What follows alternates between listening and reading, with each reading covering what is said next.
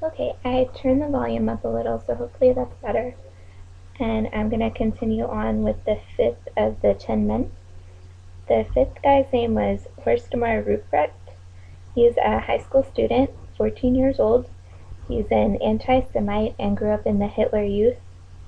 His parents don't like Hitler, but they're members of the party. The sixth man is Heinrich Wedekind. He's a baker, and he's 51 years old. In 1933, he was an SA member, but he was accused of stealing money from a Jew and quit the SA as soon as he had a good excuse. He had a copy of Mein Kampf, but he hadn't read it. The author notes that most people hadn't, but everyone had a copy, kind of like the Bible in the US.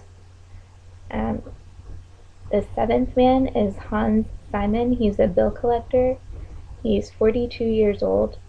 He was the lowest rank in the party, even though he was the first Nazi in Kronenberg, so he kind of had a chip on his shoulder because he hadn't been promoted. The eighth man was Johann Kessler. He's a labor front inspector, formerly unemployed bank clerk. He's 46 years old. He was a renegade Catholic who preached in the Nazi faith movement.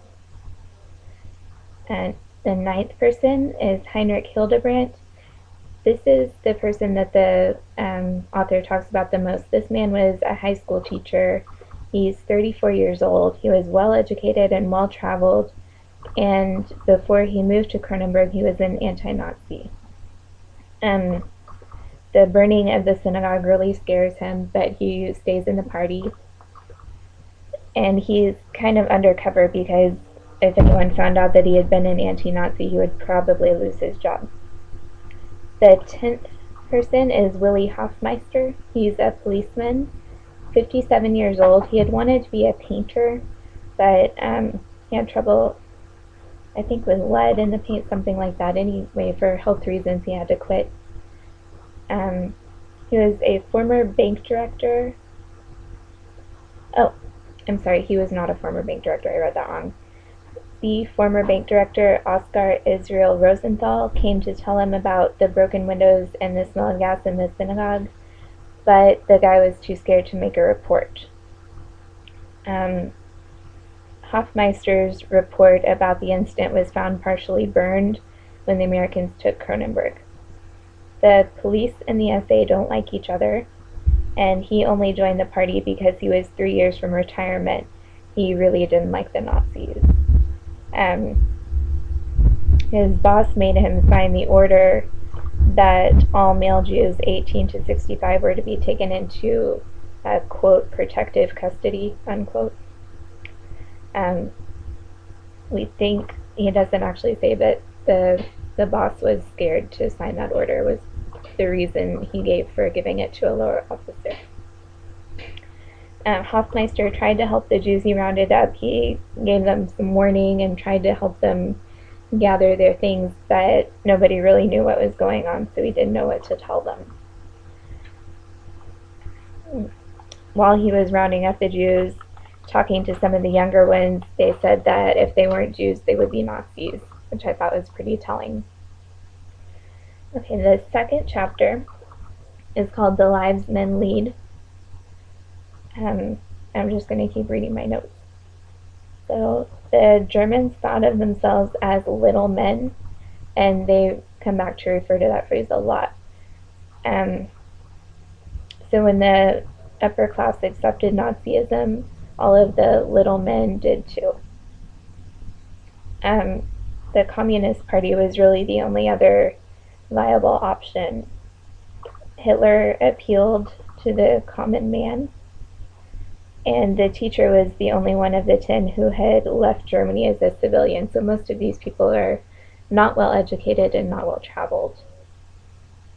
The professor didn't tell the people he was interviewing that he was Jewish, or that he had ways of checking their stories just to make sure that they were completely honest with him. Those were really the only things that you could say he lied to them about.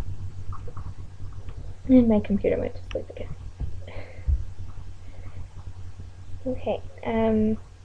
The teacher was the only one of the 10 who saw Nazism anywhere close to the way Americans see it. Most of them saw Nazism as the best time of their lives. They were prosperous, there was low unemployment, and the only evil they saw in it was that it led to war. Most didn't really believe that there were concentration camps or didn't believe that they hurt people. And they get into that more later in the book. The author makes a comparison to the Red Scare in the US, where we saw people going into court for being communist, but we really didn't do much about it for a long time.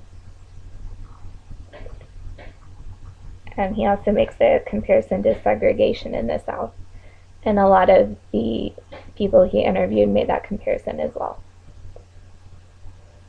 The Jews were so stigmatized at the time that people really didn't notice what was happening because they weren't involved in their community, and the Jews kept to themselves. And that was the main reason that Hitler was able to do so much without people really arguing.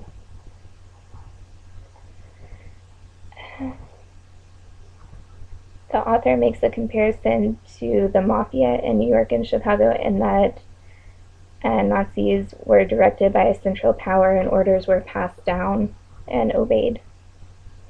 A lot of the people in the town felt sorry for the Jews, but were mostly just glad that they weren't Jewish. And the people who came back from the camps had promised not to talk, so all people heard were rumors, and people really didn't want to hear anyway, so a lot of people didn't know or could at least claim that they didn't know what was going on. Before or during Nazism, Germany had been a welfare state, but after World War II, they couldn't provide services anymore. Or, I'm sorry, after World War I, Germany couldn't provide services, and Nazism restored those services. I'm going to end here so that it doesn't take too long to upload.